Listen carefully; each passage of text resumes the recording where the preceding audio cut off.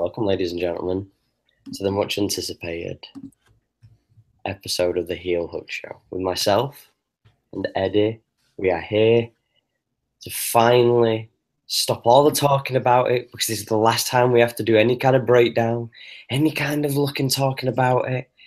We can finally move on with all of our lives after this Saturday. How you doing, Eddie?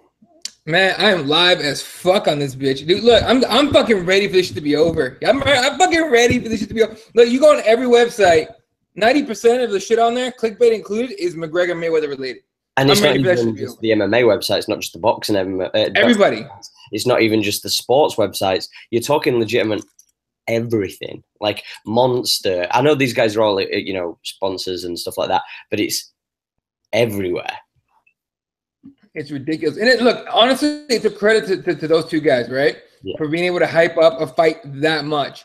A fight that none of us took serious. I mean, for the most part, right? When it first got announced, I kept telling you, there's no fucking way they make this shit. There's no way. The day they made it, I'm like, get the fuck out. This is going to be a circus. And it's been one. It's been a circus. Here's the thing. And I'm not one of those people that's going to tell you, oh, I'm a one-way thought train. I evolved just like everybody else. At first, I was like, fuck this fight. Fuck this fight twice. I don't want to see none of this shit. Now I'm like, all right, fuck it. It's going to happen anyway, whether or not I like it. Let's enjoy it. Let's enjoy the process of getting to this fight. What I love is the ridiculousness of it. You know what I mean? That's what I've enjoyed so far. I think the thing for me that I love most about this fight is, for me, it's like a film. We are actually witnessing, we are actually all involved in watching a real life movie transpire before us. And I think that's one of the main reasons that I'm not necessarily looking forward to the fight, but I'm looking forward to this overall thing, this entire circus, as people have called it. But for me, I'll say this. I remember not too long ago, 5 to 6 months ago, anybody who was involved in combat sports was saying that boxing was dead. Everybody was saying that there were, even the top guys like your Triple G's, Canelos, Andre Wards, all these dudes, as great as they are and as skilled as they are, it just seemed like, unless you were a hardcore boxing fan, most people really weren't that fussed about it. It just, there was no hype around it. It was one of those kind of things where the sport had died down and everybody was talking about how boxing was dead. Now, and I'm not saying this is down to Conor. I'm not saying this is down to Floyd. This is down to the both of them. But since this circus has come round, everybody who used to watch boxing is like, fuck this fight. I'm going to watch real boxing. And that's the thing that it's done. It's made boxing fans actually care about the sport again. So that's one of the interesting things as well. And absolutely, look, you know what Conor's going to say after this fight, whether he wins or loses, right? He's going to say these words, I brought back boxing. Yeah. And he's not wrong. That's the shit. He's not fucking wrong. That's scary. Him and Floyd together. Yeah. Him and Floyd together brought it back for now. Now, it's one of those things. This is almost like a gift to boxing. Like, here, fuckers, you have attention now. Do something good with it. Whether or not boxing actually takes that to fucking, it takes that and grows with it, we'll find out. I'm hopeful in the Triple G Canelo fight being a fire fight and keeping people's interest, right? But it's just been an incredible. How many months has it been? 3? Since they actually officially announced it, yeah. Around about 3 months, yeah. Let's say 3 months. It's been a crazy 3 months. You and I haven't done a show. I haven't done any of the Crossroom shows without talking about this fight at least once per podcast, at least. You know what I mean? It's that fucking crazy. And now that it's here, man, like I said, I'm ready for it to be over, man. I'm interested to see what happens in the fight and if there's any like bullshit that goes down. I don't think it's more of a case of I don't want, like, this is the stupid thing because we obviously are going to talk about it, but I don't want to talk about it anymore. That's the thing. Right. It's like the problem is when, and credit to a lot of these people who get who work for big radio stations and stuff like that, and the media guys are going to go out there and they've had to discuss this 1,000 times and they have to completely and utterly work 100% around the clock purely on this fight, because it's a grind. Not let alone when you're talking about when your friends, your family, random people are messaging you. Everybody wants to know. If they're not in the know, they want to know what people's thoughts are who do watch boxing or do watch MMA. And I have to admit, there's been moments where I've had to deal with a lot of ignorance as far as Conor's skills. I've had to deal with a lot of ignorant MMA fans as well who have been like, Conor's going to, well, I wouldn't even just call them MMA fans, but the casuals who just watch Conor and they're adamant that he's going to smash Floyd. And it's a very difficult balance to find the medium. And, you know, I've struggled at many times to kind of give my honest thoughts on how this fight is going to transpire.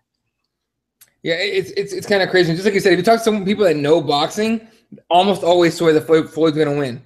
And in fact, they go a step further. They go, in fact, Floyd's going to knock him out. And I'm like, I don't know about that. I don't know about that. Is it possible? Sure. Brittle hands and, you know, brittle hands fucking Mayweather's going to break, you know, knock somebody out? I don't think so. But you never fucking know. But that's the same argument used for Conor, right? You never know. Maybe he'll catch him. You never know. Here's what bothers me about the Conor fans is that it's almost like it annoys me, but I almost admire it at the same time. That just blind faith in the fact that their guy is gonna fucking get it done. That's not what's the betting at? It's like overwhelming bets for McGregor, right? It's like pretty fucking insane. Like shit that we haven't seen. Started it was something like, I don't know, it's different over in the States how you have it. But ours was something like it was I believe at 14-1 for Conor to win it all, and now it's something like I think it was like 5 or 6 the last time I looked. So okay, so this is what I said when we first started talking about this shit. Is Mayweather's up here, McGregor's right here. In 3 months, we're right here, dude. We are that fucking close. That's what people think's gonna happen. To me, it doesn't at all represent what the fight's actually gonna be. But that's fucking crazy. You can literally talk your way into odds. The whole thing's incredible, honestly. I give both the guys a lot of credit for it. I really do. Like, yeah, is it a circus? Sure. But are we in the era of this kind of thing being a thing? Yeah. So deal with it, accept it, or stop watching. That's kind of what it is. It's like when the UFC, when everyone talks about being fair, this fair fight, fair that. Yeah, sorry, dude. Go ahead and send him a letter to dear to him it may concern. I would like fair fights. Love whoever the fuck. And Dana White is gonna go on Twitter, put your fucking letter up with a big middle finger. Like, yeah, go fuck yourself. We're not doing that shit. You know what I mean?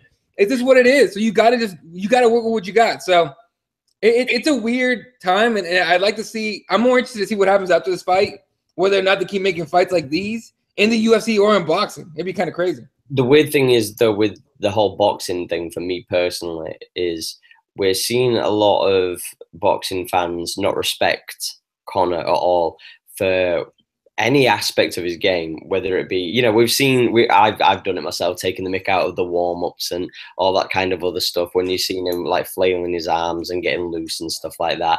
But the thing is, though, is it's all good and well mocking him, but you know, any MMA fan has to turn around and go, Conor's got a bit of a chin on him. The cardio thing, that could be an issue.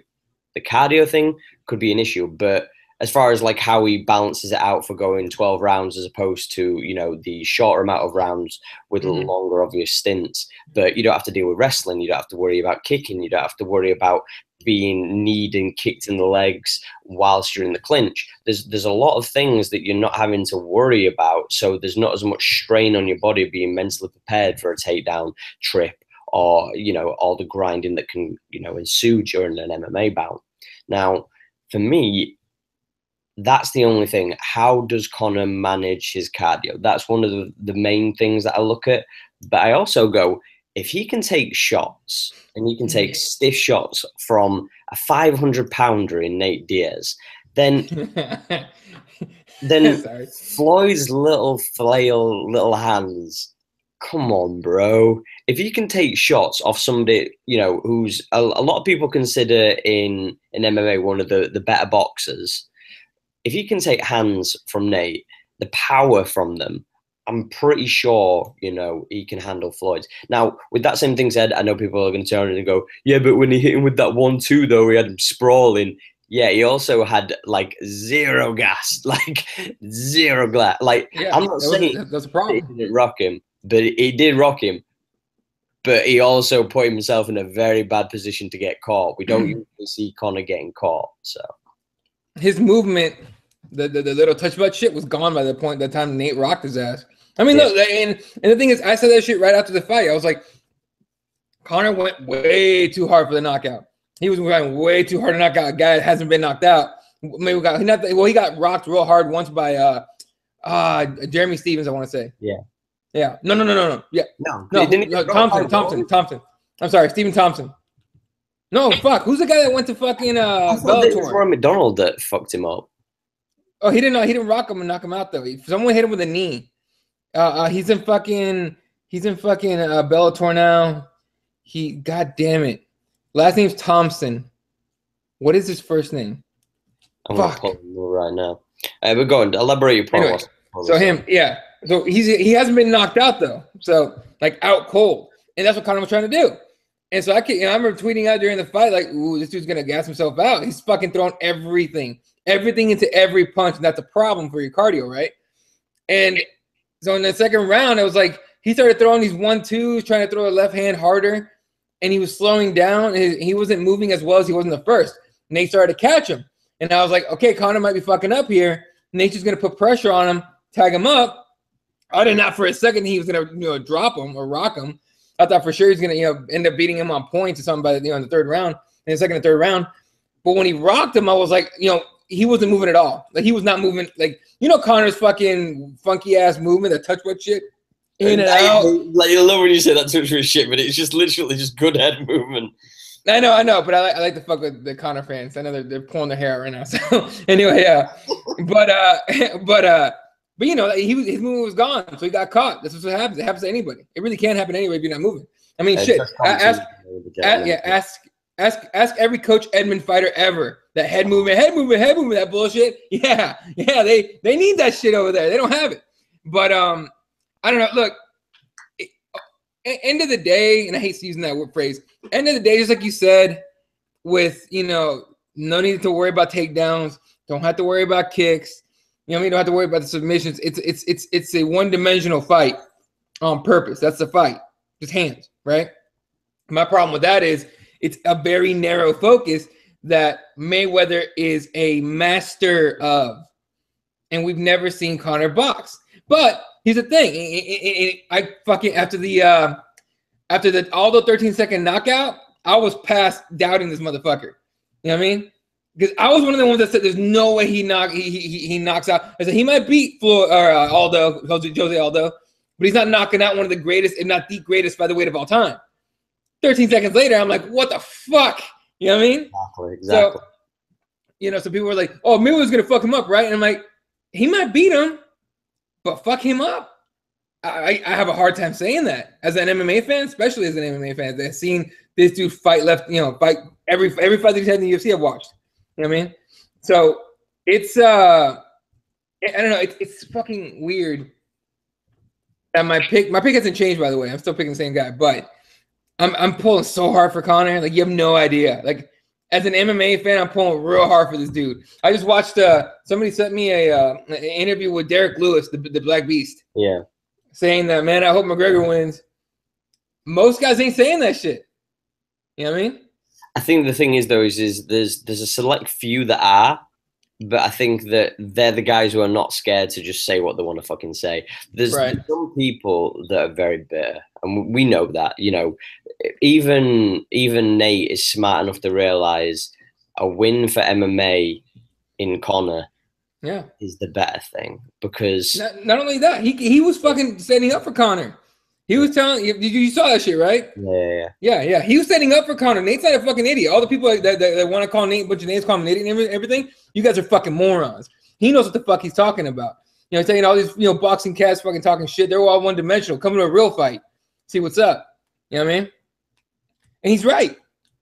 But this is a boxing match, so it doesn't necessarily, obviously, he's just standing up for Conor, but it doesn't necessarily apply in this fight. But I don't know. It's just weird, man. This is just a weird thing. This has such a once in a lifetime feel to it. This is why it feels like a movie. It doesn't feel. It feels like a movie.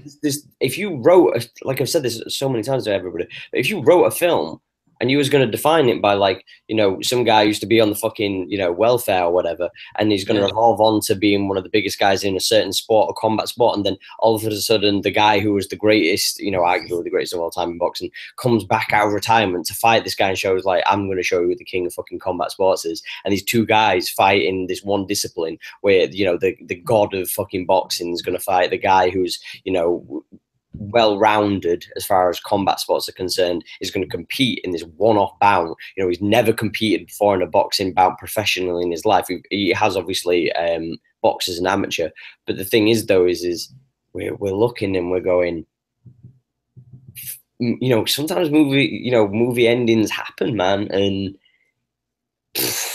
I feel as if like the expression, you know, sometimes things are written in the stars. No matter what anybody, it doesn't matter about stats, it doesn't matter about records, it doesn't matter about anything, because especially in combat sports, one punch can change the entire premise of this entire fight.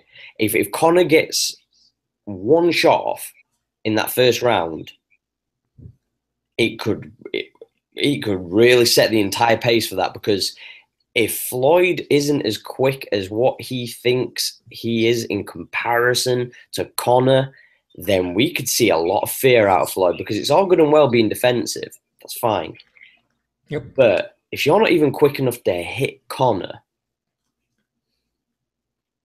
that's where the interesting part comes. We don't know how quick Conor's going to be in comparison to Floyd when they both step in that ring. We don't know. Like, it's all good and well hitting pads. Everybody's hitting pads. Everybody's doing hit work and all that good stuff. We saw Ronda Rousey hitting fucking pads. She looked amazing. Doesn't mean shit. Sorry, you know, we did know. You know, we saw her hitting pads and she didn't look bad when she hit the pads. But then, you know, she could smash a back or hair. But it's a different world when you come through and you're fighting against somebody who's got a little bit of talent to those hands. And dude, sorry, real quick. I just saw a headline. I don't want to forget.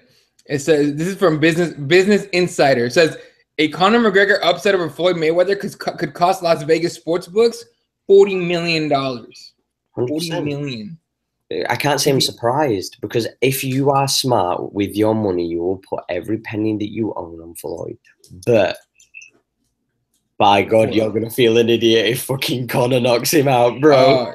Dude, fucking who? I think the Maloof brothers. Yeah. Who used to own the Kings. They put like a bunch of money on Floyd. I think they put like $1 million up each. That's ridiculous. By the way, do you see Brendan Schaub's he's gonna be not on the broadcast as far as I know, but he's gonna be doing some shit for Showtime. I won't be able to hear it anyway over in the UK. So. Oh, no. But I mean, like, isn't that disappointing as fuck though?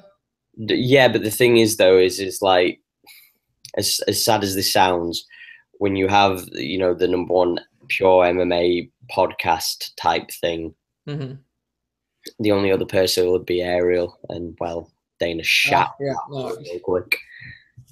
I can imagine Ariel trying to fucking talk over, Paulie Malignaggi or whatever on the fucking, you know what I mean? Oh yeah, but Paulie, don't you think this, Paulie? Yeah, Paulie. I would have shot myself listening to that shit. We're very lucky, because we're gonna have Dan Hardy representing MMA for us. So and Dana White keeping Ariel off the broadcast like a fucking boss. Guys, I don't give a fuck. Get mad if you want to. I laughed my fucking ass off when I heard about that. I laughed my ass off. I kind of feel sorry for him, because he was the guy who really put, like, this sounds really stupid, because obviously I know the UFC have obviously put big money behind him and they've really kind of pushed forward with him and etc. But at the end of the day, Ariel was the guy who really made Conor famous. If we're being completely honest, as far as like outside of his own skill set, outside of Conor's own talents, the person who really made fucking Conor look big was Ariel. Like, Ariel was the one who's like, I see something like a star in this fighter. And he really put all his chips behind Conor when everybody was like, oh, I think Conor's going to be this one and done kind of guy. He's going to be average. He's going to get beat by this guy, that guy, this guy. And, you know, he had him on his show whenever he could. And, you know, he gave him a platform. And, you know, we saw how that developed. The UFC saw it. They paid Ariel to cover it. Well, yeah, bruh. Yeah. What you got now? You've got to take it. Well, the additional one you've got to take into account, though, is when he flew over here with a different company as well. He flew over to the United Kingdom to interview Conor as well. Oh, credit. I don't know how much you paid to do that, but credit. Good for him. But here's the thing, like, he's done so much shady shit and a lot of stuff that's like behind the scenes that I've heard that I can't confirm, so I'll never throw it out there. You know what I mean? But that'd be irresponsible to throw it out there. You know, it'd be like pulling an Ariel Helwani. But I don't even want to talk about that dude anymore. It's all the point dirty being shit. is you have to give credit to Ariel in the sense that he was able to recognize the star power that Conor had. He helped. And was He able to helped. coach him, because at the end of the day, whether we all like it or not, Ariel Helwani is the guy who, if you are on his show, more often than not, you're going to end up being one of the biggest names in the sport. Yeah, no, you got to give him credit for that. He was there first. But the British Ulti still bothers me. I don't know. I just think crazy? the fact that you get Brendan Schaub, we get Dan Hardy. Fuck that, dude. I'm not watching any of the wow, excuse me. I'm not watching any of the coverage and shit. Look at you drinking and shit.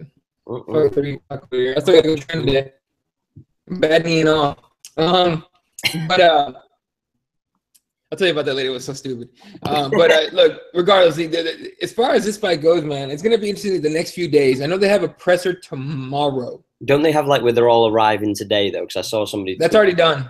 Oh, that's already over. Yeah, the arrivals are today. I don't really give a fuck. Which is hilarious because they're both in Las Vegas, so it's like they haven't been there for fucking forever. Dumbasses. The arrivals are today. The presser is tomorrow, the final one, and then the weigh-ins are Friday.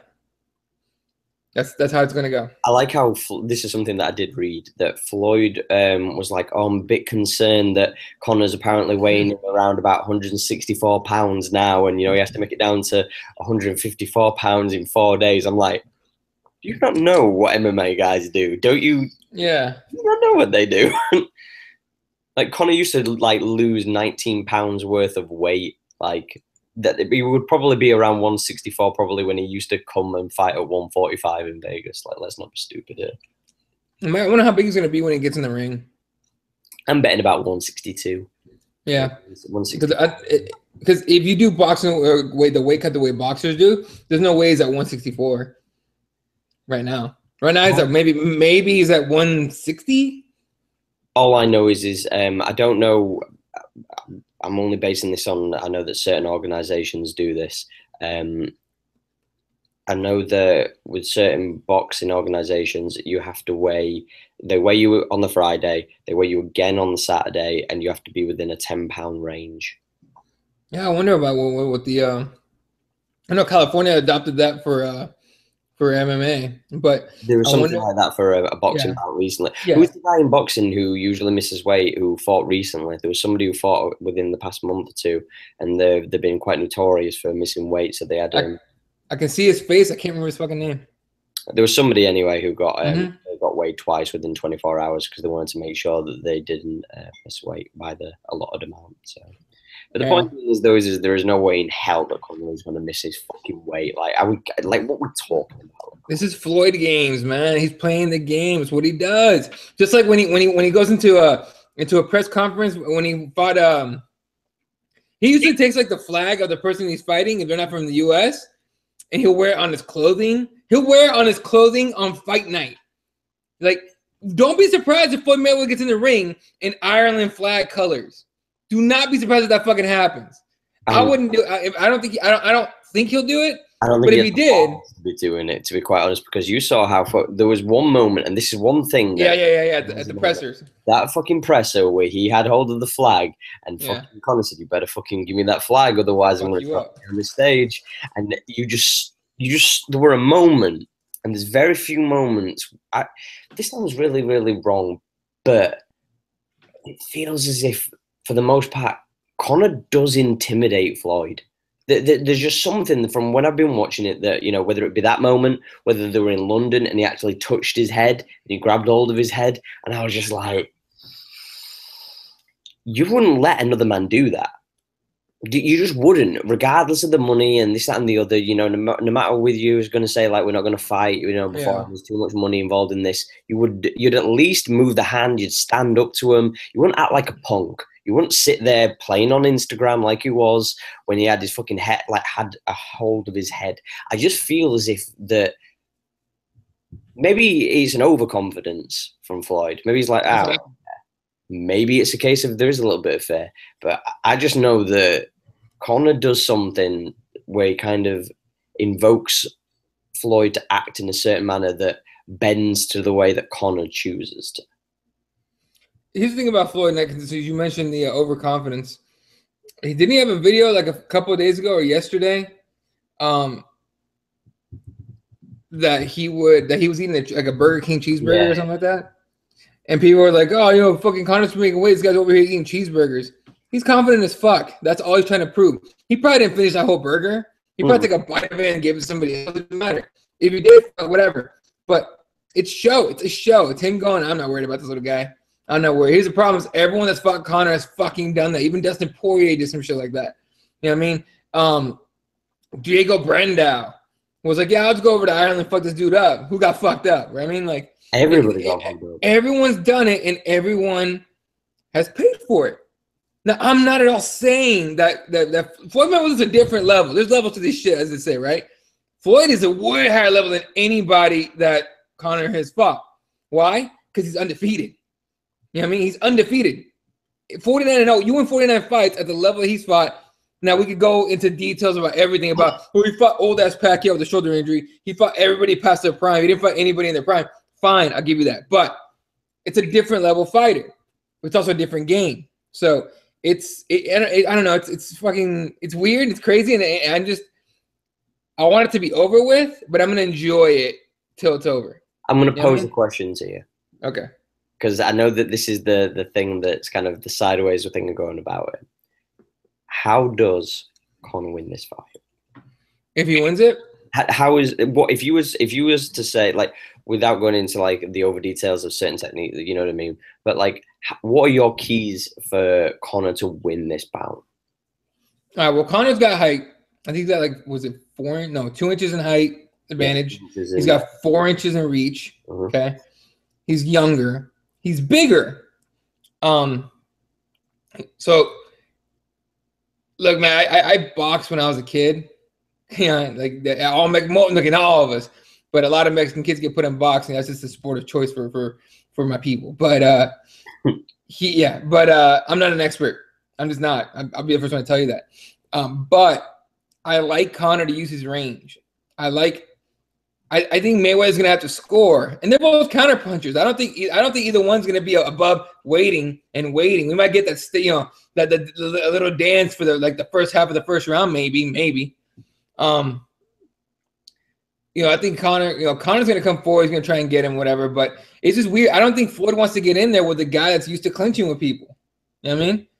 I don't think he wants to get in there with that. And I think Floyd's gonna try and get in there, score a couple points, and run. I don't know, like in one tournament that I went to, like Jiu-Jitsu, of course, but my training partner he's a really good wrestler, right? And he wins a lot of his fights or a lot of his matches using wrestling to get to the jiu-jitsu. Well, he fought this dude 3 times in one night. And he choked him out twice. By the third one, this dude had a game plan. He fucking stuffs a takedown, scores a sweep, and then stalled the rest of the fight. You score, and you stay the fuck away from any kind of offense whatsoever. I could see Floyd doing something like that if he finds that Conor's range bothers him. You know what I mean?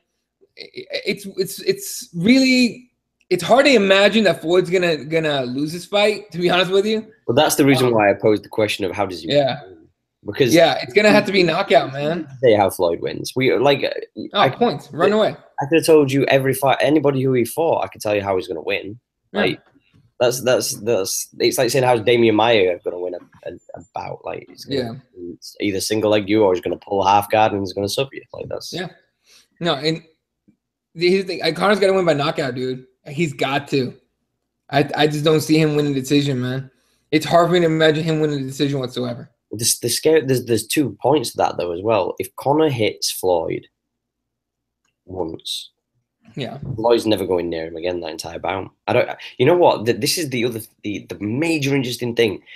Floyd doesn't get hit. If he gets hit, what is the translation from being fearful of somebody who's got a bit of power, and then the fear of somebody who's really hit you? Because I still believe that the same thing happened with Manny Pacquiao when he fought against Floyd. I think Floyd, with the quickness and the precision and the accuracy and the power when he hit him with that straight, I think that Manny got a bit spooked. That's just my opinion. People can go on about the shoulder thing as much as they want, but the fact is though is he got hit and he didn't like it. Yep. And you know, everybody hates being hit in the face. Yeah, cool, I get it, but it's boxing. You choose to do this shit. Do you know what I mean? Like, don't come at me with all this. It doesn't tickle to get punched. Of course it's not, but they fucking choose to do it regardless. So it is what it is. But if Conor hits him at all, we're gonna see something interesting in how is Conor going to get to him again, because I don't feel Floyd's going to stay anywhere near him if he gets hit once. Yeah, that's the question, right? How will Floyd react if he gets hit by Conor? I mean, I want to see. Look, he's got hit by heavy punches. I mean, I think Canelo got him a couple times, but Floyd, you know, kind of just rolled with it. And Pacquiao got him. Mosley as well. Mosley hit him real hard. He fucked him up a little bit. He survived, so we know he could take a punch. Now, how much harder Conor hits than those guys, who knows? But, you know, it's going to be just to see what kind of adjustments Mayweather makes, right? He's not good against, I mean, he's not that he's not good. He's better against orthodox fighters than southpaws. I mean, we fucking see the evidence everywhere. You know, so there's a lot of little things here and there you could pick at where it's like, oh, Conor's got advantage here, Conor's got advantage there. But overwhelmingly, though, the advantage is all Floyd. But here's one thing that a lot of boxing fans are talking about real quick. A lot of boxing people aren't talking about this. How much tape have you seen of Conor fighting boxing? There you go. I haven't seen any. I spent literally 30 minutes the other night on YouTube going Conor McGregor boxing. And all I get is the fucking Majinati footage and a couple things from UFC's fucking, you know, little and you see that reality show. That little sparring session that he had with that geezer as well. Yeah, and that's all you see. That's all you get. From Floyd, you get 49 fights. 12 rounds, every one of them. Yeah. You got a lot of tape to study. And if anything you can say about the guys at SBG, they're fucking scholars. Owen is a scholar. You know what I mean? Kavanaugh, scholar. Conor McGregor, scholar. I mean, those guys are fucking geniuses and obsessed with the game to the point where they know, I mean, they'll learn it and then they fucking pick off their opponent's weaknesses. Against Nate, I mean, how many times did fucking Conor land that fucking uppercut on Nate? 1,000,000 times. Nate and Nick do this shit right here. Yeah. You know what I mean? They cover like this, leaving this fucking wide open space right here. They're not afraid of getting knocked out. You know what I mean? So Conor's like, all right, well, we'll see if you can take my left hand then, bitch.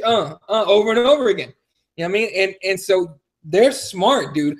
For anyone to think that these guys are not fucking studying their asses off because they're fighting the greatest boxer arguably of all time, wrong completely. Well, it's the quote. Floyd. It was the thing that Floyd said. It's the thing that Conor said after all the shit with the Eddie Alvarez fight, when he turns and whispers to Kavanaugh, where he turns and says, what was it? The insanity is over. Now it's time for the game plan. That's one of my favorite, like one of the coolest things that I've ever heard for somebody to say. The insanity is over. Now it's time for the game plan. And it's just like, That's my second favorite. My favorite is "fuck you and your game plan." I love it. Nate saying that shit during the fight. Like, get out of here, crazy fucker.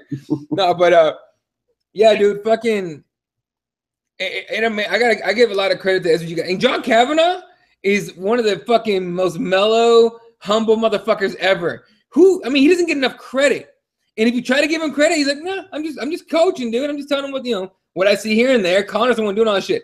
I mean, seriously, that's what you want out of a head coach.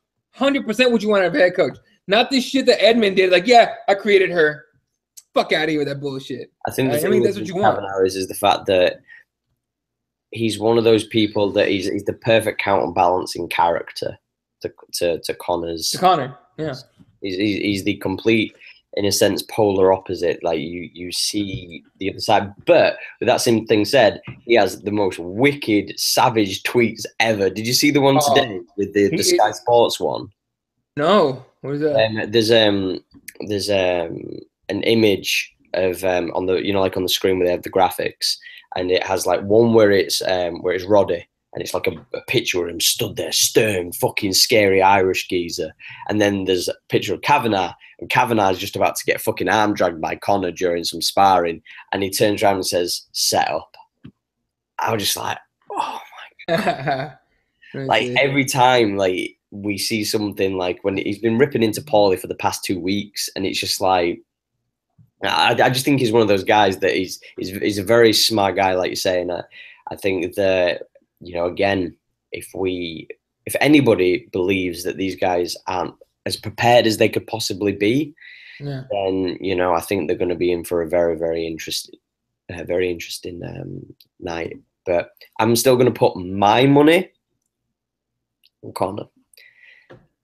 I've got to do it because I just, this goes against all statistics. This goes against all things. Sometimes you have to go with your gut instinct, and sometimes you have to kind of look at things a little bit more outside the box. And I'm going to go with Conor purely based on the youth, the unorthodox style, the power. And, I just feel as if there's self-belief will carry you a lot. Mm-hmm. And again, Floyd said it before. How do you act when the bright lights are shining on you? And we have not seen anybody, especially in MMA, we have never seen anybody who comes alive under the lights. The way Conor does. Exactly. So I'm still picking Floyd. I can't argue why you wouldn't, though. I can't say to you, there's nobody who can turn around and say, like, anybody who says Floyd's going to win, I go, right, cool. But don't say that he's going to fucking destroy Conor, because I just No. I mean, he's not knocking him out. He might outclass me. He might just, outpoint him and take every round, but he's not going to knock him out. Please believe that shit. It's not happening. You know what I mean? And so, but I'm taking Mayweather match. I got to take the experience, the mastery of the game. Anyone that comes in loses, obviously. So, but please believe I'm gonna be watching this shit, fucking hoping Conor pulls some crazy shit off, like for real. You know what I mean? Just for team MMA, just for the sport, do something fucking crazy and knock out the greatest boxer arguably of all time would be insanity. And then wave goodbye to Conor because he ain't fighting MMA ever again. Oh, he's not going to be anywhere ever again. You will never see that. He might never fight again. I don't think he'll fight again. I don't think he'll ever fight again. And people are talking about him fighting Paulie. I'm like, shut the fuck up.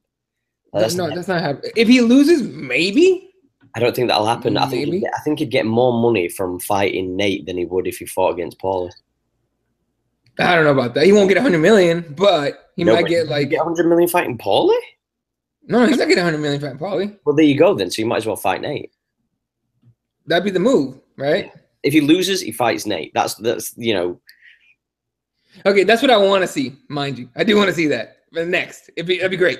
But that's the other thing. If he does win, the only fight for him is Nate. I don't care what anybody says. I'd love to see him fight against Tony Ferguson. I know some people want to see him fight Khabib. I know some people want to see him fight Kevin Lee now. But the point is at the end of the day, the Nate fight is the biggest seller because you go one-on-one. Khabib's too busy fighting the scale and the dessert table at a fucking buffet. The son of a bitch. Word. Fucking, it's all retarded. But it's something to look at with his future, right? If he wins this fight, because you're walking away with over $100 million, right? How are you gonna get away with paying Conor less than like $10 million for an MMA fight? You know what I'm saying? I'm just looking at a comment by Gun Death Punch Face. Damn it, Ash! I don't know what the fuck I've done. I don't know what I've done, so I'm just gonna go. Okay. What do you say? I don't know. I just know that Gun Death Punch Face just put "damn it, Ash," so I don't know what to say. So, but yeah, okay. I put the comments on my phone or something. That's funny. No, and then Apprentice Jedi tweeted us says "fuck you and your game plan," laughing. Like, yeah, that's what Nate said. There's certain things though where I have to give credit where credit due. There's sometimes where Nate is hilarious, but I saw an interview with him where he says, the game plan is to hit him and hit hard and not get hit. Oh, I got you. He goes, the game plan is you hit him with some good shit, don't get hit, and come home with a pocket full of cash. That's the fucking quote, bro. I got this shit down, son. I was just like, I looked at that, I was like, for fuck's sake. Yeah, but it was awesome. That shit was fire. I don't give a fuck. When I first saw that shit, I was like, get the fuck out of here. That's the best quote you could have come up with. You know what I mean? That was a fucking great quote. But and he meant that. It's not like he wrote that down. He fucking improvised that. Oh yeah, of course, because it's not exactly the most complicated thing to say, though, is it? It's not. It's not. It's not, but it's catchy shit. It's real as fuck. Yeah, but it's catchy as fuck. With that But said, yeah. So you taking Conor? I'm taking Floyd. I'm taking Conor because I've got to believe in the man who just does the impossible. Real quick, for just in case anyone from overseas is watching, are you guys getting a pay-per-view or are you getting it through like a TV source? We're getting it through pay-per-view. It's on Sky Box Office. I don't know how all fans are going to be able to watch it, because if you don't have Sky Sports, I don't believe that you have Sky Box Office. But me and my friends, we're debating whether to go to Dublin if we can get over there. If not, we're going to probably end up Liverpool or Manchester, I think. So. Do it, yeah. In the States, you can go to UFC.com, you can go to Showtime. You can download the Showtime fucking app on your phone and watch on there. So they pay per view, but watch it. With the Fight Pass, I think it's blacked out for us though, so I don't think we can actually purchase it through the UFC. No, yeah, you guys can't. I think that might be like a US thing only, to be honest with you, because I tried. Do you know what I mean? Yeah, like I tried my trick and it didn't work. So anyway, it didn't. I tried it for like a dozen countries and nothing. So I'm assuming it's just the US. But in the US, it's the normal pay per view shit. But I'm gonna go to my friend and I gave him a shout out, Nick Redondo. I met the dude on Twitter. And we just talking shit about MMA and whatnot. And I met up with him at a Cardinals game. Good dude. And he's like, hey, if you want to come over and watch the game, watch the fight, you're more than welcome to. I'm like, okay. So I'm going to go over there and watch the fight with that dude. And a really great guy. Him and his wife are really awesome people.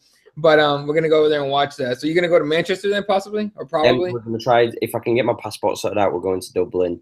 How long does it take to get a passport done? Because it takes forever over here. In the summer, it can take up to 6 weeks plus. So I'm hoping that I sent it a couple of weeks ago, that hopefully that'll be able to come through. If it doesn't, we'll just go to Manchester or Liverpool. It'll still be crazy because it's bank holiday weekend over here, so it's a big weekend anyway.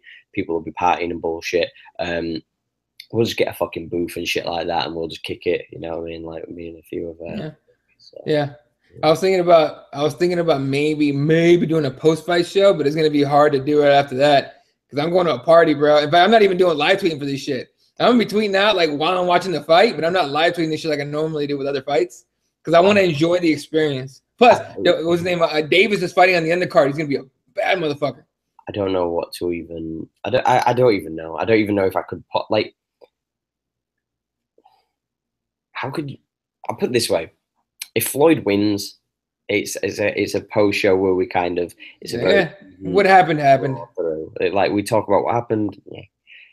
If Conor wins, like the world implodes. Like let's not get it twisted. This will be the biggest upset in any sports history. There's nothing even possible to compare it to. Yep. Nothing even remote. It's like saying like the greatest NFL team in the entire history of the game has a rugby team that's the best rugby team at the minute, comes through and says, right, we're going to play NFL and wins. That's the only way I could even remotely get it near, because there's very few sports where you can go and try and say that are similar. There's very few, and fucking hell, like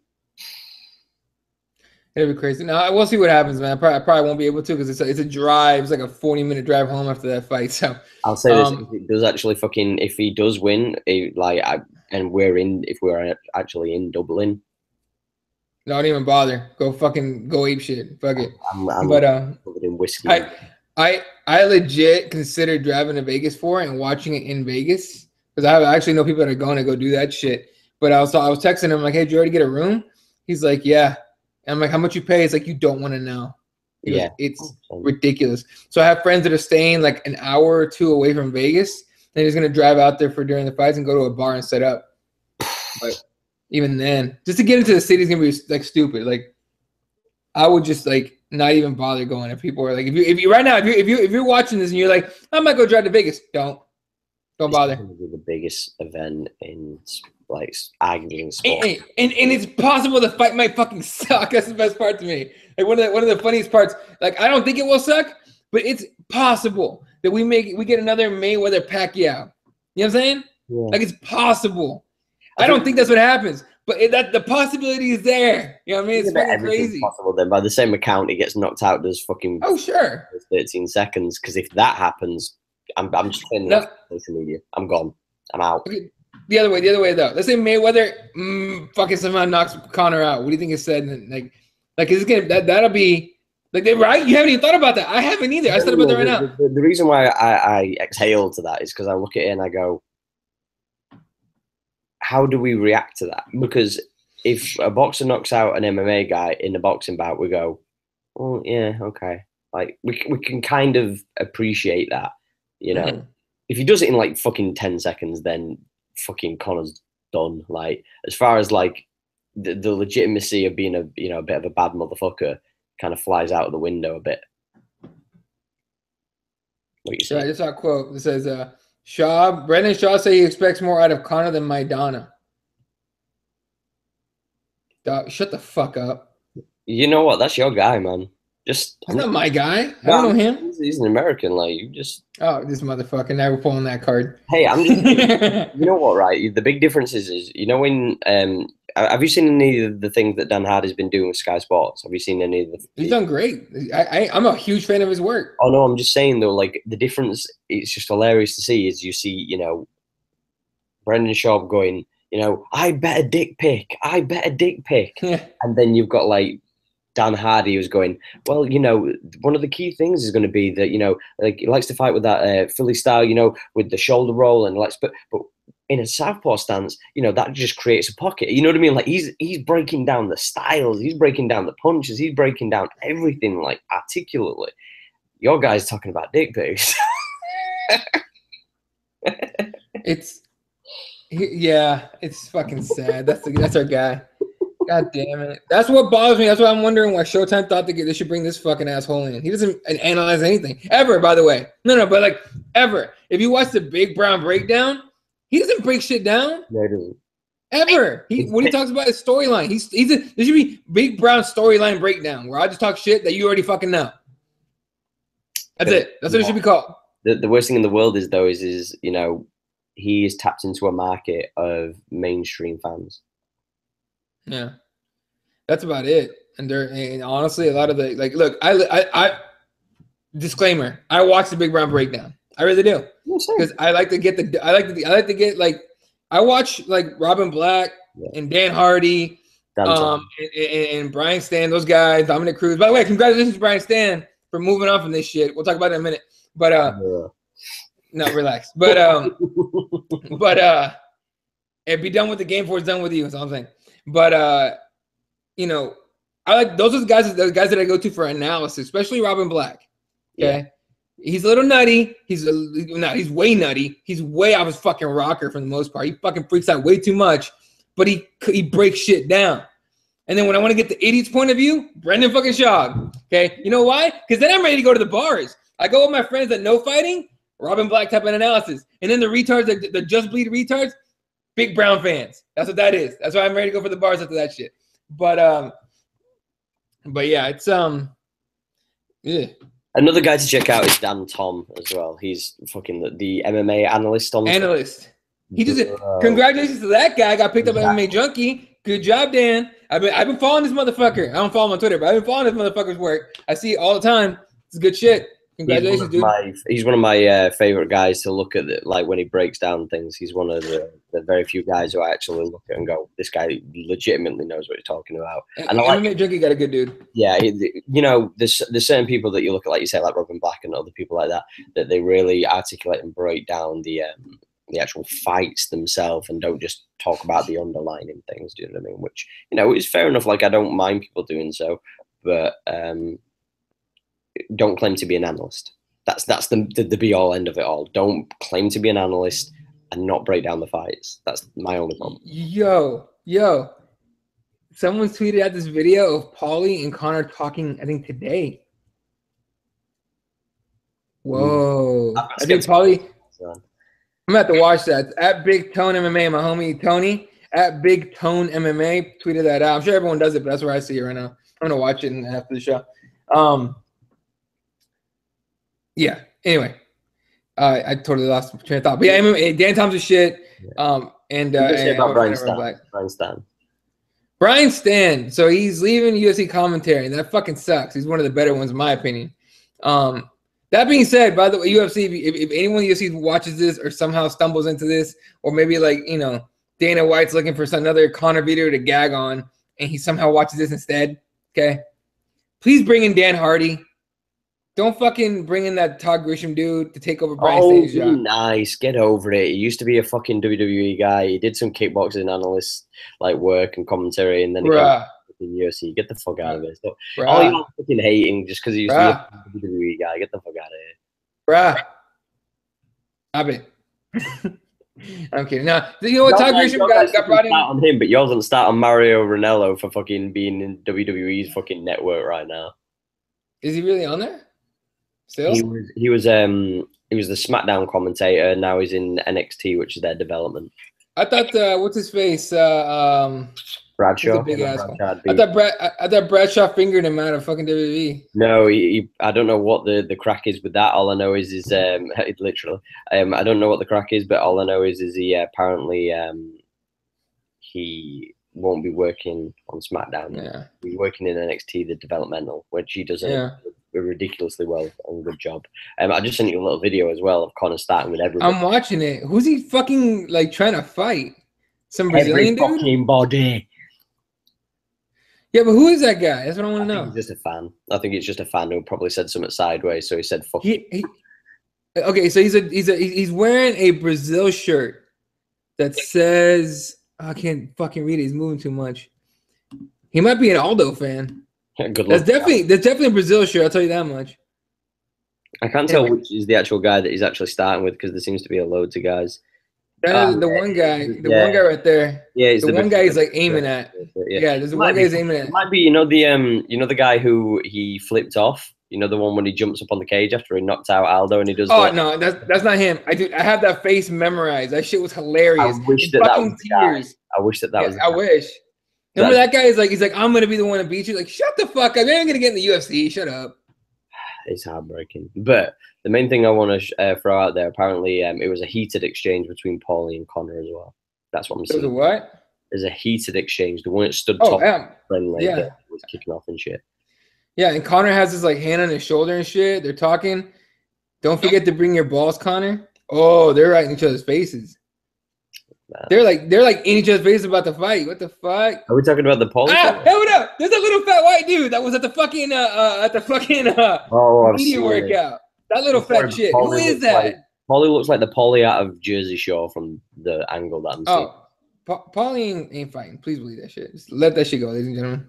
Yeah, but Brian Stan, I want to just say, like, congratulations in finding what you want to do and everything like that. But I will say this, I think that he's not as good as what everybody makes out. Y'all just fucking bum him because he's the American god or whatever you fucking call him. So you just hate him because he's American. I don't give a fuck that he's American. He could be Brazilian. He could be fucking Canadian. Yeah, bullshit.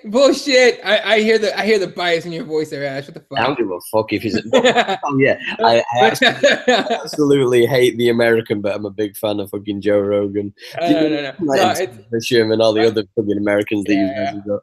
No, but for real, I mean, look, he moved on. He's doing real estate and something else. He goes back to college or something like that. And he went back to school. So hey, you know what? Good for you, man. You get to go home and see your family every weekend. That's what he wanted. I think the thing is the main reason why I just never bought it. You know what's the thing?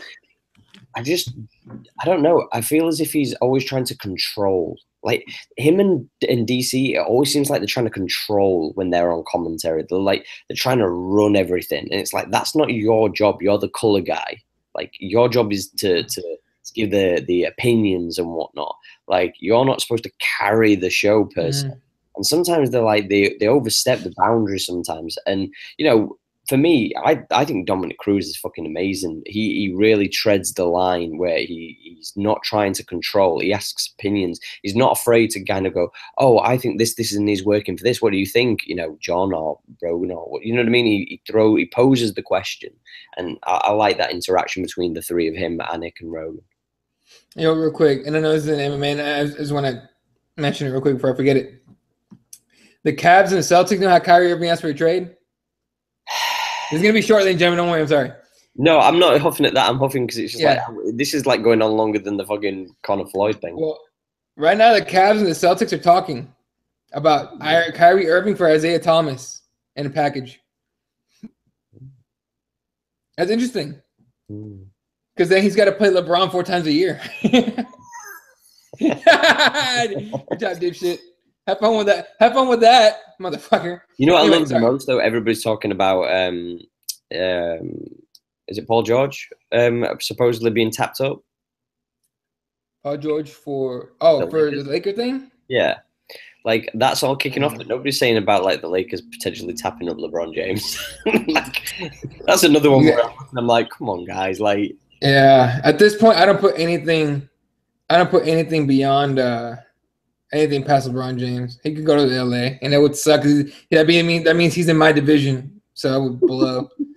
Anyway, playing that guy 4 times a year is gonna suck ass too. You know what? Did you see the video of him training today? Yeah. Whoa. That guy's another level, dude. He's an absolute monster. Like, he's an absolute monster. There's certain players when you see them and you're just like, they're not the same as other people. They're just not. Right. Yeah. Who trains like that in MMA? Like, who would you name? What, as far as like a fucking monster? As far as trains like a motherfucker, like someone where you look like, yeah, fuck doing that shit. Like when I see LeBron's videos, I'm like, yeah, fuck that. You know what I mean?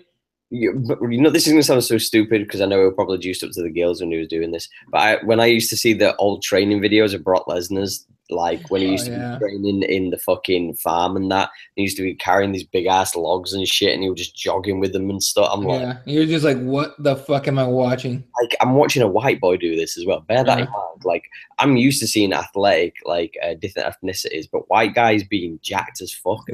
Crazy shit. That's not normal. Like, there's very few people who you can kind of look at and kind of go, oh yeah, like they're one of the white jack dudes that can get away with it.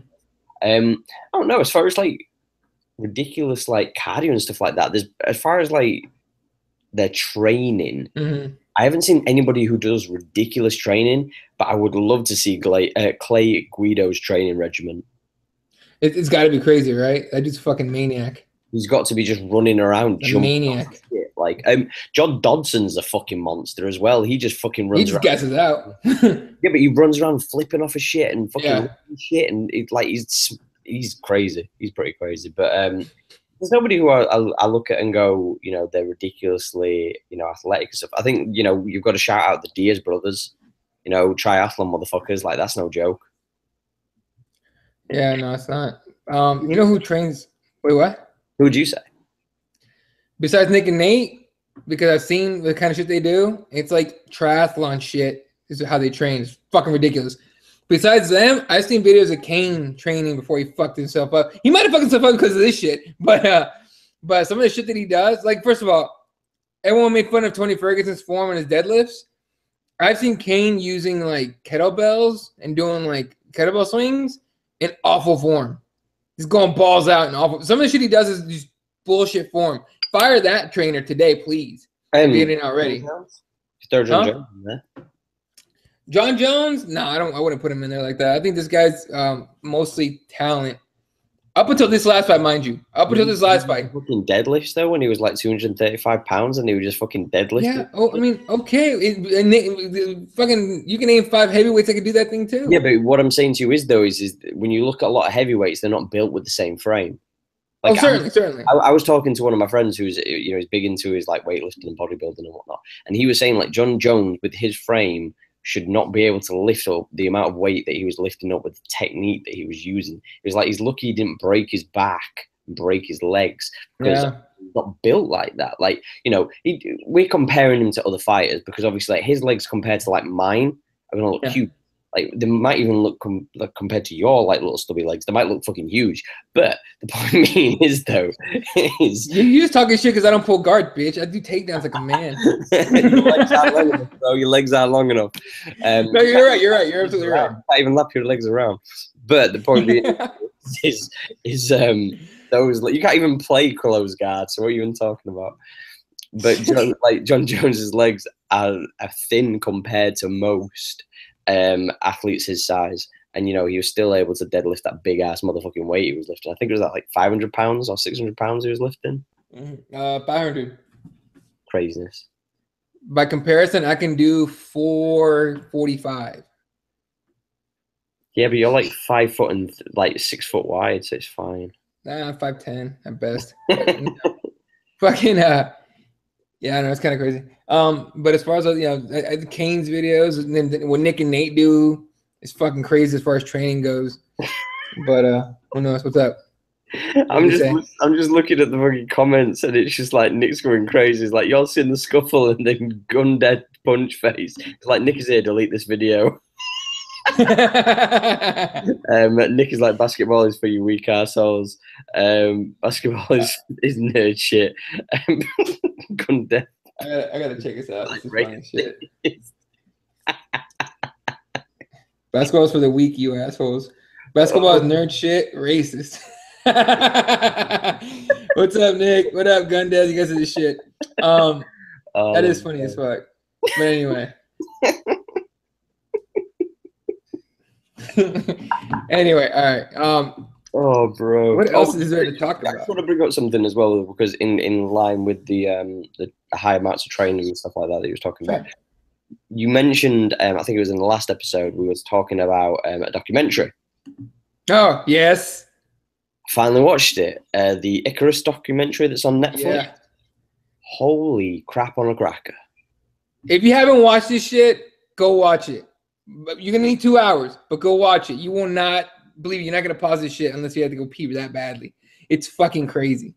It's one of the weirdest, like, to see how this, for people who don't know, it's based around the Russian doping scandals that have been going over, that have been developing over the past, say, like 10 years.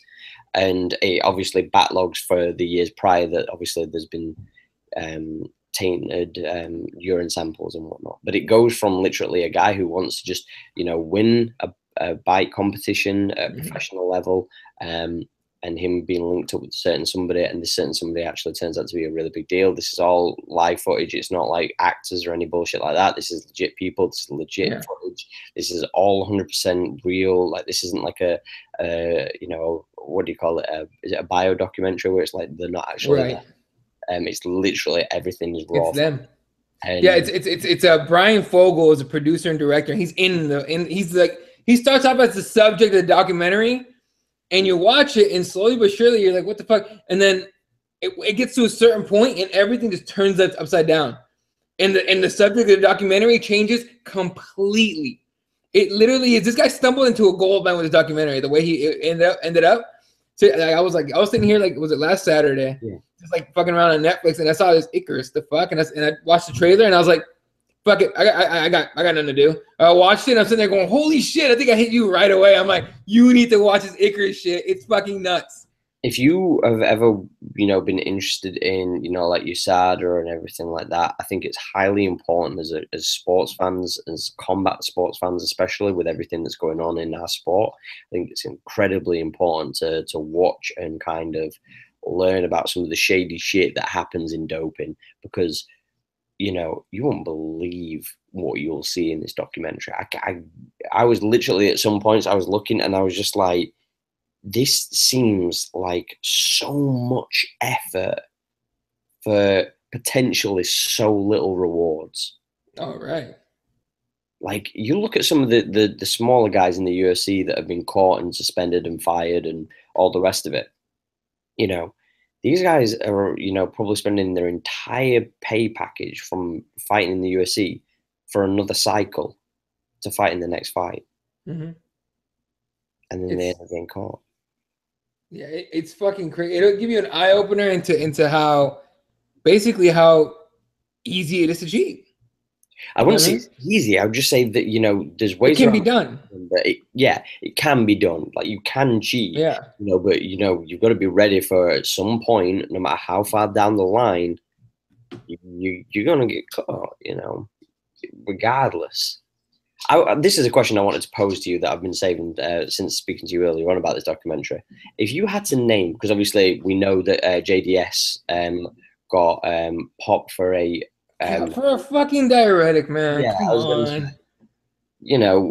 But still, if you know that you're not supposed to take certain things, then you follow the rules, or you get in touch with USADA and you work around it. That's what you need to do. If we're going to do this, then you need to make sure that you're going to follow the rules and you're going to, at least work with USADA. What's the expression? The basic premise of what I'm trying to say is it's easy to forgive somebody for being honest that they're doing something wrong than the deception. because the deception is the thing that they punish you for, and that's the same thing.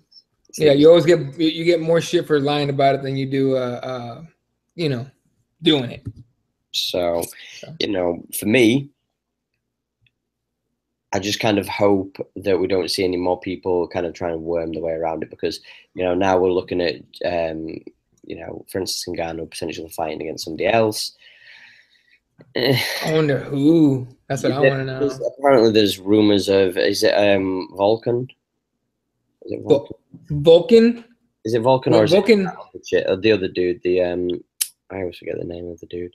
It's the guy that's a little bit below him in the heavyweight division, but the fight probably won't happen because Francis Ngannou only wants somebody in the top 5. So he wants a name. Yeah, so the only person that allegedly is being rumored is Overeem.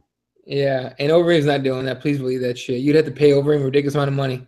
You know what's the worst thing? I actually predicted that would be in 2 weeks' time. There's or a week's time even. There's the Rotterdam card, and I actually thought that they were going to book Francis Ngannou against Overeem for that card, because I thought it was the perfect card to put 2 big European names on, to have one be the hometown boy, and also to get the French on board, because it's a stone throw away. So, but yeah, you'd be asking the UFC to do something that makes sense, and that's not going to happen. But yeah, so that's what allegedly going to happen to it. But yeah, going back to the question that I was going to ask you, if you had to name somebody who hasn't been popped before, or maybe even if they have, who would you say you'd be most surprised if you just saw that their name just got said, that you know, USADA announces that da-da-da has been suspended for being tested positive for a potential PED? Who would you be, you know, even if it's diuretic, anything like that, who would you, just when we see the headline, USADA, you know, suspend whoever, whose name would you be most surprised if you saw? That's easy, Michelle Watterson. If Michelle Watterson popped, I'd be like, oh, get the fuck out. Like, really? Why? Like, seriously, she'd be the one. I'd be like, what? Like, I would literally be like, what? Wait, but why? Why would you need that? You don't need that. Like, you know what I mean? Like, that would be the one. I mean, if you're saying about anybody, you know what I mean? If it was like a superstar, let's say like a champion level fighter, Kane. I think Kane would come to mind. There's only 2 for me. Who? This is the first one, which would be very surprising, in Demetrius Johnson. Oh, certainly. That would be one of those I go, oh. But lastly, and this is the one that if this happened, I'd be just like, are you kidding me, bro? Michael Bisping. Oh, yeah, yeah. After talking all that shit, yeah. After talking all that shit, yeah. There's been other guys that talk shit, not as much as Bisping does about you know, about dopers. Nobody else. There's been guys that yeah, exactly. Yeah. Yeah, I mean, look, again, we talked about this before. He got lined up against every roid head ever. Every time he got this close to a title shot, oh, here you go. Here's another fucking roid head. Go for it. And then he got murdered. You know what I mean? Like, it's fucking hilarious, by the way. That would be fucked up. They're the only 2 people who I just go, fuck, that'd be crazy if those 2 guys got popped. There's no chick that I kind of go, oh, I'd be like, not that I wouldn't be surprised, but there's none that I go, oh, that's crazy. Do you know what I mean? Like, even if it was Joanna or anybody like that, I look and I go, oh, you know, if Valentina Shevchenko gets popped, I'm just going to be like, damn you, Putin. Damn you, Putin. No, let me ask you this shit. Because whenever you bring this up to Cyborg fans, they freak the fuck out. Oh, no. They freak out and lose their shit. Let's say Cyborg in the next, you know, couple of years and the next year, she's a champion now. Let's say she gets popped for steroids. I'm going to tell you my reaction, and then you tell me what your reaction would be. I would laugh so fucking hard that my Twitter account would shut itself down. I'm not surprised, motherfucker. Exactly. I would laugh dude, that'd be so fucking funny. But then I would want to see the excuses from like Cyborg fans. Now, mind you, I enjoy watching Cyborg fight. Don't get me wrong. I would love to see her fight someone that can fight back for a change. I also used to like watching Wanderlei Silva and Vitor Belfort fight, but it doesn't mean I'm fans of theirs. Do you know what I mean? Yeah, I like Wanderlei. Old Royhead Wanderlei. Let's get out of this dad bod shit. TRT, Wanderlei, and Vitor. Fucking in Ryzen. Let's go. TRT League. TRT League. Yeah, let's do a TRT division. Fuck the go in TRT League. There you go. Fuck. But seriously, if Michelle Watterson pop or anything, I'd be like, what? No, wait, what? No, like I would not believe you until I saw paperwork. I'm gonna sound really, really bad here, but who's the black chick, the one that's short as shit, the 115-pounder one that's jacked as fuck? Jacked? Not Yeah. Angela Hill. No.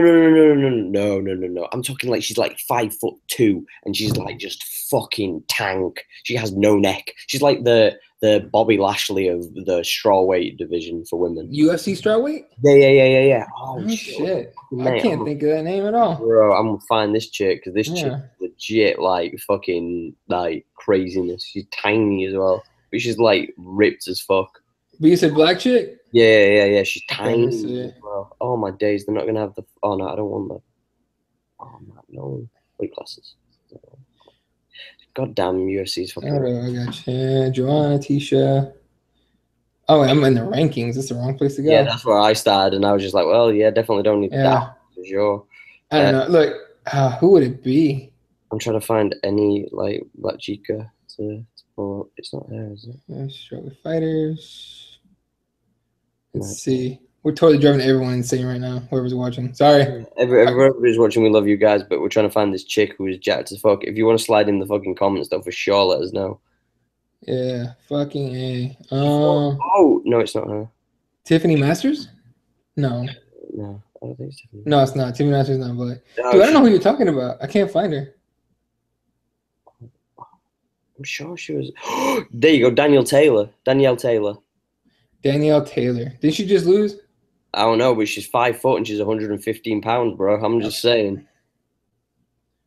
Oh yeah, she's big. She's jacked.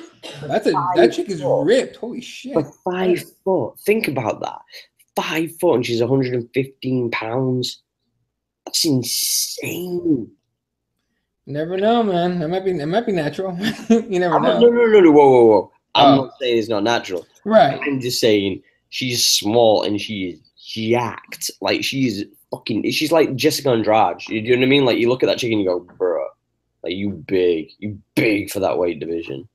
But yeah, Danielle Taylor's fucking huge, man. She scares the shit out of me. She's another 115 pounder that I don't want to fuck with.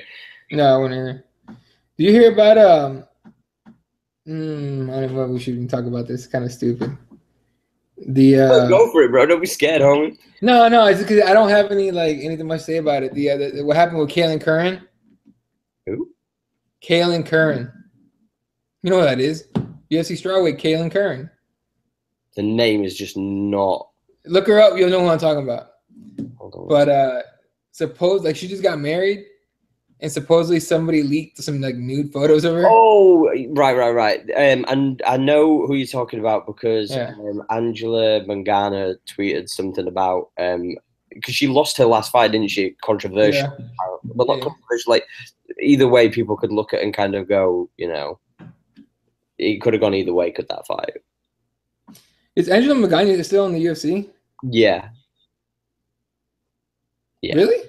Because somebody turned around and tweeted her saying, because she put something about that girl that you're referring to, 4 losses in a row, and now she has her news leaked, bad week or something like that, bad week at the office, something to words to that effect.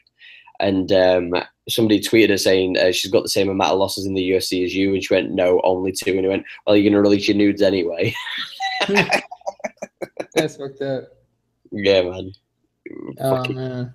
I don't know. You know, I don't think she'll ever fight again. She's doing like legit things down in South America, so she doesn't. Oh, I saw she has like a gym and shit. That's all I know. She fucking stood there with machine guns and shit. She don't need to fuck around. Yeah. Powerful Snapchat getting in on this fucking Mayweather McGregor shit. What? Who's Snapchat? Snapchat, just Snapchat. Oh, they got one of those live feed bullshit things. Yeah, those just fucking snaps about how Floyd can be defeated by some guy from Bleacher Report.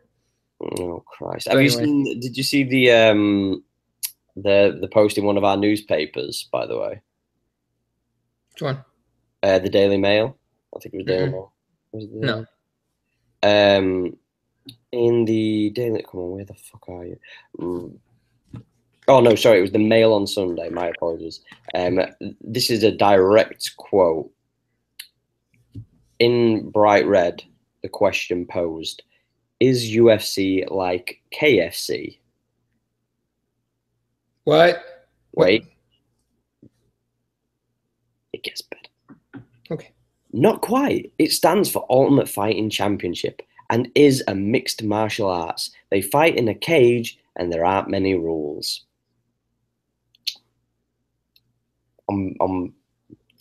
Yeah, I'm sorry. It's your people's.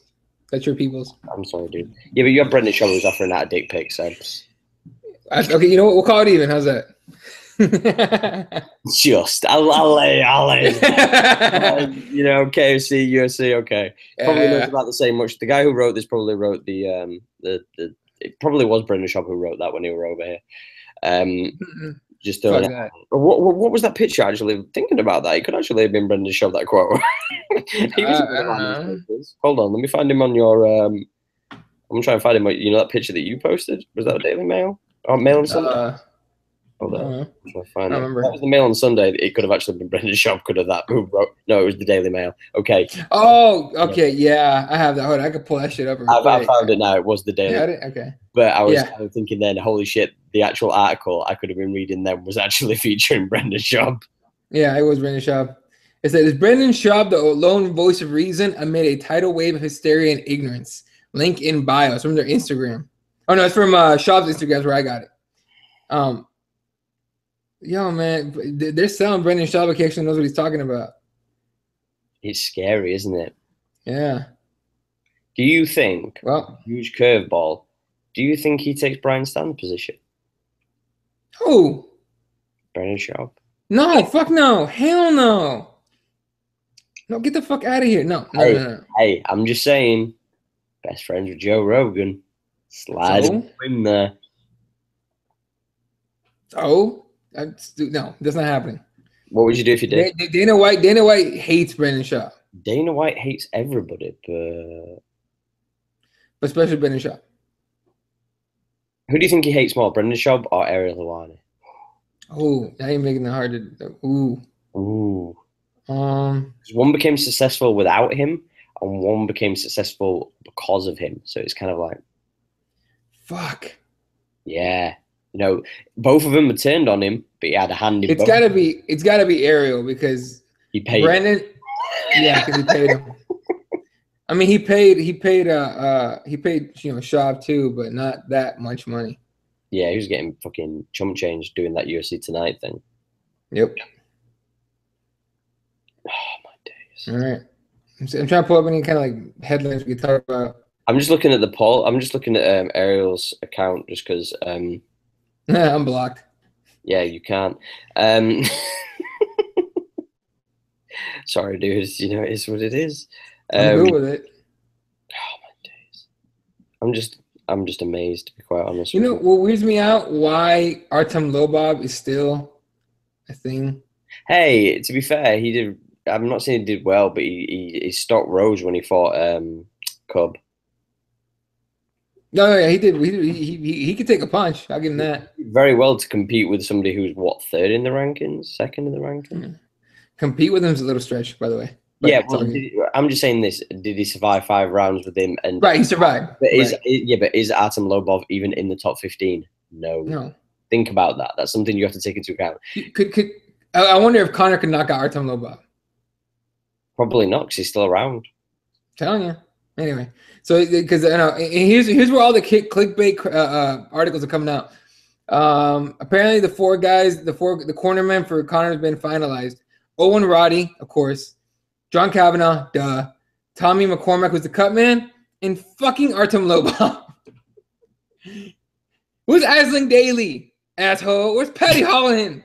Do you think though the reason why Artem's there is because, you know, if he's been in his corner, you know, to have those around you sometimes can get you further. Do you know what I'm saying?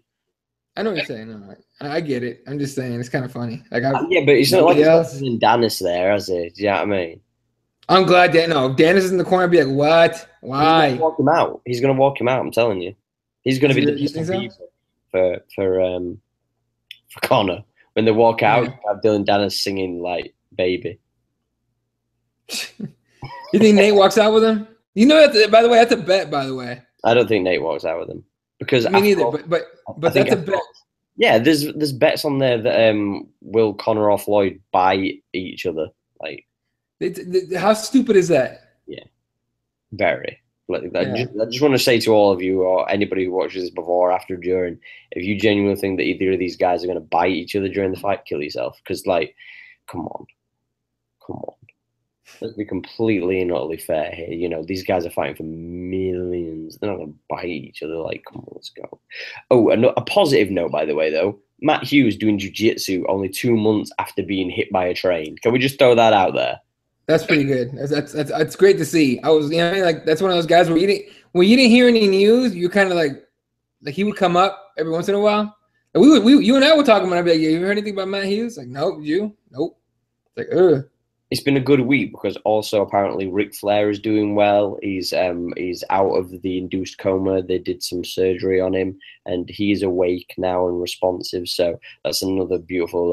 What happened to that guy? Well, Ric Flair, he had just some health issues. He's old as shit. You know what I mean? He's in his 70s anyway. But rock and roll lifestyle and like his body giving out on him. He's suffered from alcohol problems before. He's been in plane crashes and shit. So, that's a guy that's fucking just, you know how people, there's the expression where they go, I'm writing this shit, no, I'm writing this shit till the wheels fall off. That's a guy that's actually fucking doing it. That dude's writing it till the wheels fall fucking off.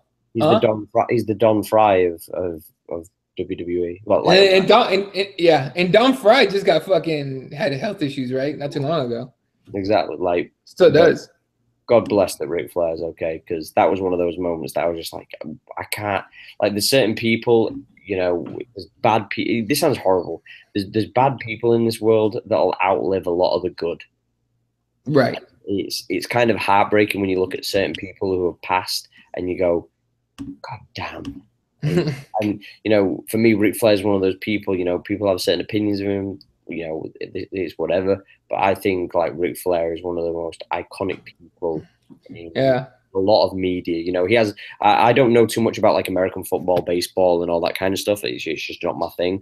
But like whenever I see Ric Flair's tweets, he's with rappers. He's with fucking football players. Everybody. He's with everybody. Like.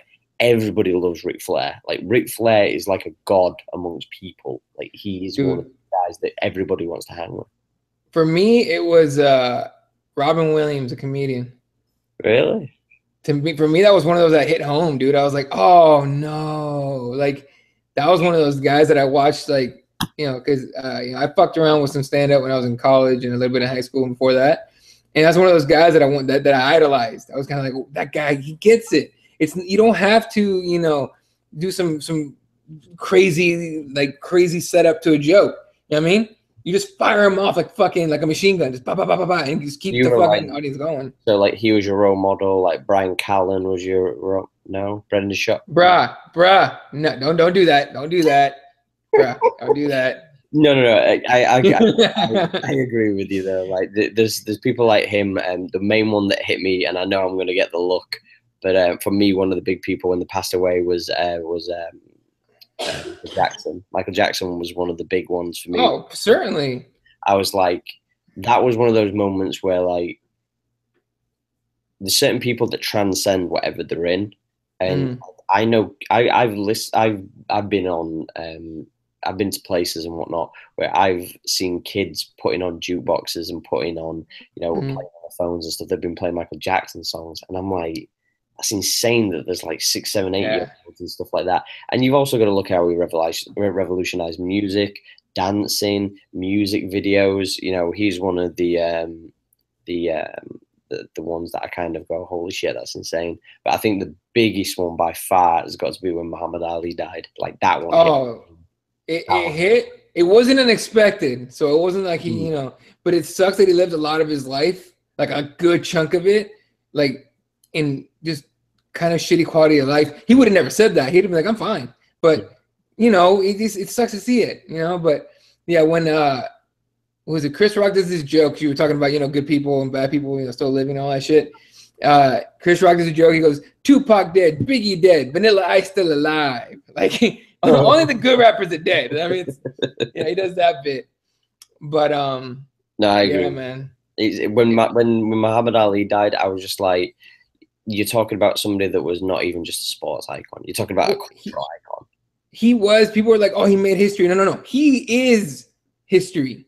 Like, there's a good chunk of history that is Muhammad Ali that you ever talk about. You know what I mean? Yeah. You can literally Google Muhammad Ali and you be on that. You get your you can spend days on that thing just reading about what he did and said and stuff that he had to go through and all that, good and bad stuff that he did that was good and bad. You know. I think that's the problem though. Like at the end of the day, though, that's the crazy thing. You know, like if we had social media back then, you know, things could be very, very different. As you look at people now, you know, there's a lot of people say the age of the rock star is dead. There is no more rock stars. You know, whether it be in sports, whether it be in music, in different kinds of genres of music, whether it be hip hop, rock music, whatever. There is no such thing as a rock star anymore because social media killed the rock star. Yeah. It did. No, it did. It did. I can't remember who it was, but was it Led Zeppelin that allegedly they got one of the band members to stick a baby shark up a woman's vagina? What? No, I don't remember that. Like that was like, I'm sure that was Led Zeppelin. Okay. It's weird. I'm sure it was Led Zeppelin. I'm going to Google that right now. But the thing is, though, is like, could you imagine, like, right, okay, for example, I'm trying to think of a band that are even relevant right now. But, like, if a band right now turned around and went to a girl, oh, I want you to stick this fucking, I don't know, this baby fucking iguana up your bumhole. Like, that's going on fucking Snapchat. Like, they're going to be recording that on the sly. That's going to on Twitter. Do you know what I mean? Yeah, or Ozzy Osbourne biting the head off a bat. Yeah, you'd have fucking Peter there, like, in the fucking house. Yeah, they lose their minds. They lose their fucking minds. That's the funny thing about, you know, everyone, and we're way off subject, so fuck it. But, yeah, but the funny thing about people talking about the government's watching us and Big Brother's watching us. No, he's not. We're putting this shit out ourselves. All our shit's out there because of us. You know what I mean? They don't gotta tap our fucking phones or hack our emails. We're putting everything out there for them. They don't gotta do shit, but just look. But the crazy thing is you can build algorithms now. Yeah. Right. That's the thing. You can build up algorithms now so that you can actually turn around and go, I know what's going to happen. I know what these people are going to want to buy. I know what these people are going to want to watch. I know what these people are going to want to do. Like you know, to a degree anyway, but it's scary how much you can actually pinpoint certain things. Just to kind of go on that, what I was saying about it was Led Zeppelin. It was Led Zeppelin. It was, they once defiled a groupie with a mud shark. The most notorious of all Zeppelin legends began when the band played a Seattle Pop Festival in '69. Where is it? Yeah. Apparently Cole, the band Vanilla Fudge, had also claimed responsibility for the incident. Their drummer says the girl in question was a groupie who tagged along with him, and the keyboardist filmed the entire encounter. Zeppelin was supposedly in the hotel at the time, though only John was around for the incident. Somewhere out there is a 60-something-year-old woman who might be able to confirm the whole thing, but it's hard to imagine her coming forward. Yeah, there's no reason. You made it this far, just keep it to yourself. But a mugshot, bro, that don't look fun. That's kind of crazy. Real quick, a little update on the Irving situation. It says Cleveland has struck out on deals in the Western Conference and have turned their focus to Boston. So apparently they wanted to keep Kyrie Irving out of the East, and nobody in the West paid up. Because I know they were trying to get it to my team. They were trying to send Kyrie Irving to the Suns. Yeah, they were trying to get Eric. Guys. You want Bledsoe and Josh Jackson, and we were like, nah, go fuck yourself. We want to keep the rookie. I find that so weird.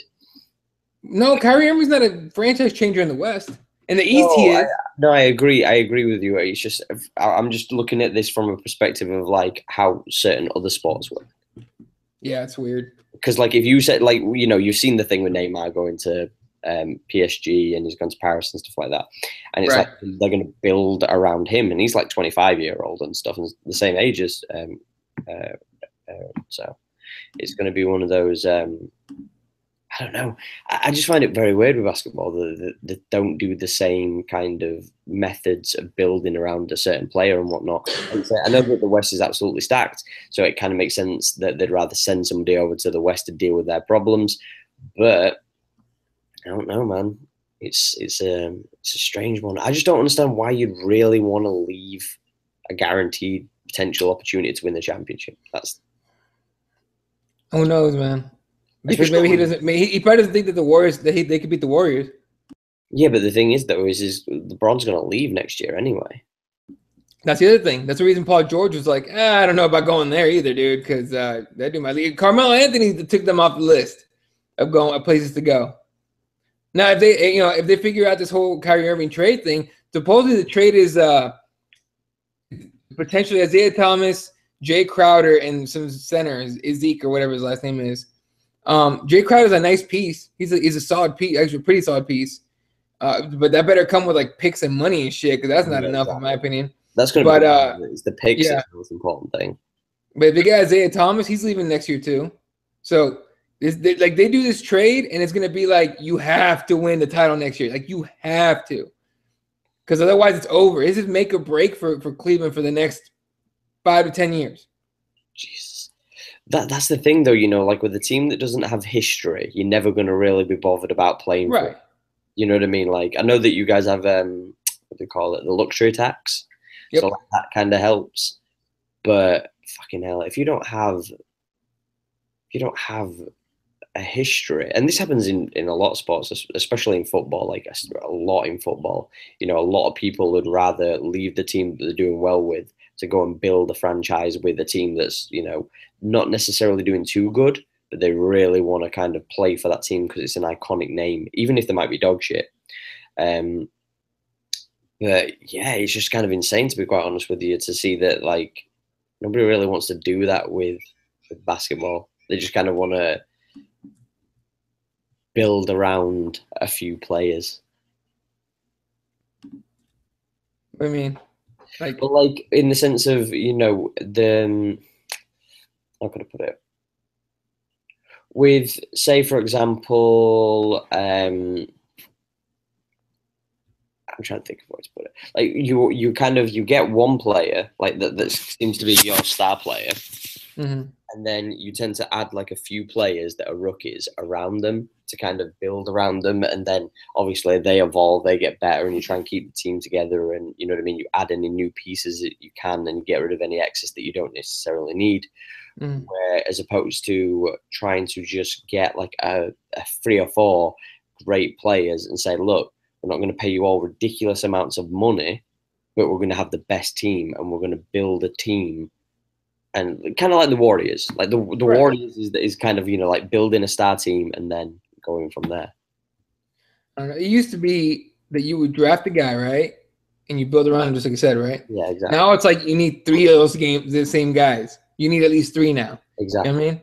And it's, who did it first? The fucking Boston Celtics did that shit with Kevin Garnett, Paul Pierce, and Ray Allen. And then the Cleveland Cavaliers or the Miami Heat did it. You know what I mean? And then you get the Warriors did it the most organic, I guess you would say. They drafted their 4 of the starters. They drafted Curry, Thompson. It was dog shit, though, to be fair. The what? They were dog shit, to be fair, so it kind of helps. Oh, for sure. But they were they didn't sign everybody. And then they got Kevin Durant, and they got fucked. You know what I mean? That whole thing, the whole league is chasing those guys because they got 4 all-stars in the starting lineup. I just feel sorry for the Oklahoma Thunders. That's the one that I feel sorry for. Why? Why? Because you look at like most of their players that have been players for them, should I say, and they've gone on to work for other franchises, and they've become the star player for that franchise. And you think if they've all stayed in one place, could they have potentially reached greater results? Here's the funny thing about the Thunder fans. Okay, they're all complaining about, well, KD left us. KD left us. Shut the fuck up. You guys left Seattle. So did you guys left. No. You guys left Seattle. They left an entire city. I want to hear that bullshit. I'm not disputing that. That was the only you've always got to put that down to. Oh, yeah. So regardless, it's not like the fans went, yeah, we're going to leave. They traded Harden. That was the dumbest trade ever. I know. I agree with you. But this is my point. Yeah. You look at all these players that went from and you go, holy fuck, if you guys had just kept all that shit together, you'd have had a sick team, man. But probably would have won a title. They would have kept Harden one more year. I mean, and not brought him off the bench. I mean, honestly, I'll tell you what. If they still had KD, if I'm the OKC GM and I still have KD, Harden, and Westbrook, as awful as it sounds, I trade Westbrook for a point guard that can distribute the ball. For Lonzo Ball? I'm joking. No, not Lonzo Ball. Get out of here with that shit. But I had to get a point guard that can distribute the ball, or I put the ball in Harden's hands and let him pass because he's clearly showed that he can do it. Yeah. You know what I mean? And let Russell Westbrook be the shooting guard. Yeah, the only problem is with Westbrook is he does turn over the ball quite a lot. So a lot. Yeah, so Yeah, that's what it is. Anyway, yeah. But I don't know. For me, I just there's certain when I look at certain franchises and stuff like that, I'm kind of looking like I'm really looking forward to NBA 2K 18, yeah. because 2K Live, 2K Live, NBA Live, NBA Live sucks. horrendous. It made me want to just throw up all over my controller. So yeah, they need to do a lot of work, dude. EA Sports is fucking up. But with that same thing said, though, I will be doing I will be doing tutorials. I will be doing a career mode that will be doing weekly episodes. And when the prelude comes out on September 8th, that's when the content will begin for all that. So hopefully you will be making a character so that me and you can run park. I'm down. Let's fucking do it. I don't know what position I'm going to play because I'm eyeing up 3 positions and I keep on faltering between 3. So, well, not necessarily just positions, but archetypes as well. Yeah, no, I started another career a couple of days ago in point guard this time, but I'm normally like a stretch 4. Yeah, I've been eyeing up either being a shooting guard shot creator, or I was eyeing up either being a point guard slasher or playmaker. But I'm looking at the playmaker if I'm honest. I think I don't know. I like the slasher because I like the contact dunks and all that, but I've been looking at the dribbles and I've been snatching so many ankles. So I don't know. Yeah. That thing said, ladies and gentlemen, we're going to bid you a farewell and good night. I just want to give a shout out to our sponsors. Starting off with Bane. Bane is a jiu-jitsu and athletic apparel. They do all kinds of amazing artwork. You should just check out the spots, check out all the hoodies, the t-shirts, all that good stuff. They do crazy mugs with the white belt tiers, mine that is. But whenever you go to bainstore.com, the first thing you need to do, as soon as you put in all of your stuff into your cart and you're all happy that you're going to get all these new little bits and pieces, make yourself even happier. Lose 10% off of that fucking money earned and just put in the heel hook. Use that code word and you will get yourself 10% off all of your cart.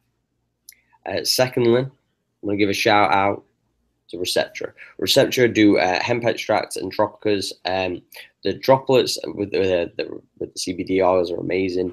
The amount of health benefits from taking these things, whether it be for inflammation, whether it be for arthritis, whether it be for mental focus, amongst another array of other things, check out receptranaturals.com.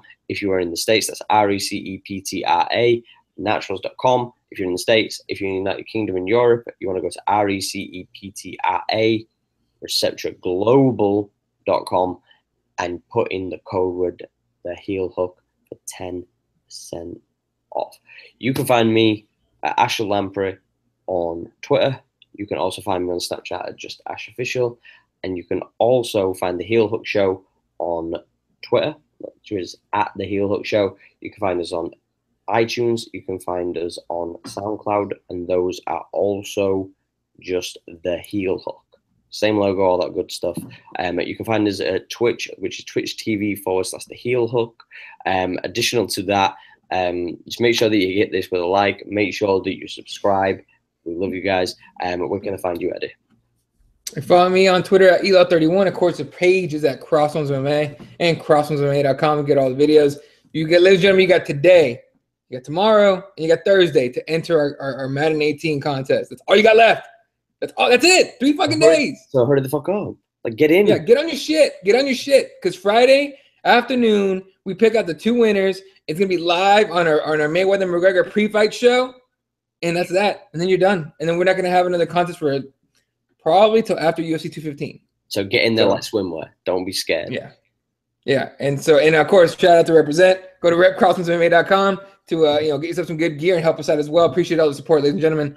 And shout out to Receptra. I messed up I tweaked my knee a little bit yesterday in training, and I've been taking that religiously. So yeah. Shout out. Appreciate it. On that note, ladies and gentlemen, we bid you farewell from me and Eddie. This has been the Heel Hook Show. Peace up. A-Town down.